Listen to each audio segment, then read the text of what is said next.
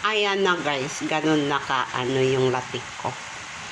Pagka inilagay mo daw yan sa clean water, tapos hindi na siya mag-float, mamuo na siya sa ilalim, meaning latik na yan.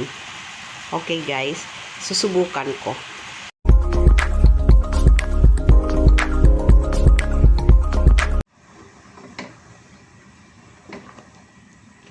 Guys, nagagawa ako ng biko or sahog or sticky rice with palm sugar.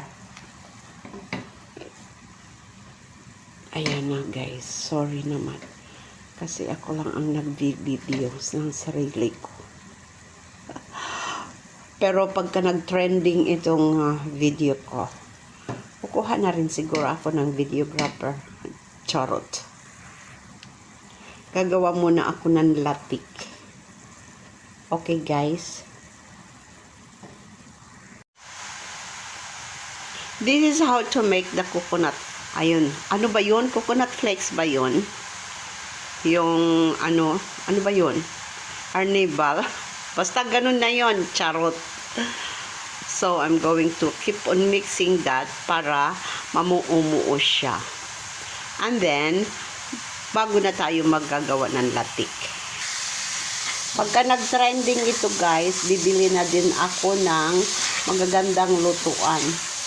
Kagaya ng, kahit na lang yung mga puwet ng lutuan ng Madam Small Laudy. Saan kaya nilalagay niya yung mga luma niyang lutuan? Hingi na lang kaya ako. Shout out Madam Small Laudy. Kahingin na lang yung mga luma mong lutuan. Kahit dalawa lang o tatlo. Charot. Ayan guys, nilagay ko na yung kalamay. Nakagawa na ako ng coconut flakes. Pero medyo nasunog. Okay lang yon kasi sunog naman ako eh. Ayan na guys, ganun na ano yung latik ko.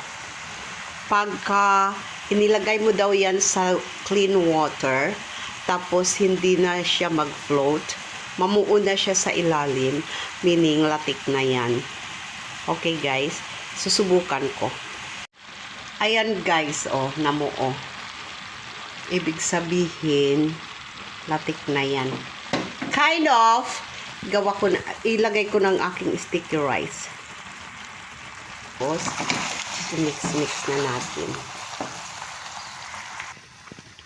Ayan na guys, ang kulay niyan. I'm going to keep mixing para pumantay ang kulay niya. Okay guys. I-plating na natin guys. Baka i-plating pa ng iba.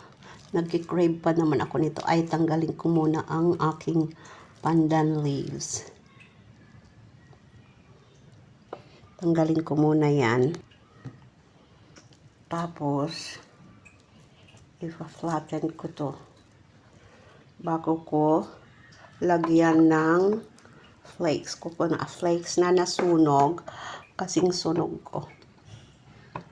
Ako lang naman ang kakain nito guys. Ay, andito pala yung taga-plancha ko. Baka kumain siya. Yung itim-itim na yan. Yung mga gilid-gilid yan ng ng kawali. Di ba mayroong mga natitira pang kalamay or latik. Yan. Alam mo yung latik guys, kasyang-kasya lang. Kaya wala akong Sabi ng Diyos, huwag kang kumain yan. Okay guys. Hayan na guys. Ang ganda-ganda oh. Oh, diba? Nakita pa yung kutsara. Tsaka yung lemon. Nilagyan ko, ini-squeeze ko kasi ito ng lemon. Ayan na. Ayan yung, alam mo yung tira ng ko. Ang oil, ilalagay ko yan sa aking buhok. O diba? Double purpose. Taste test time.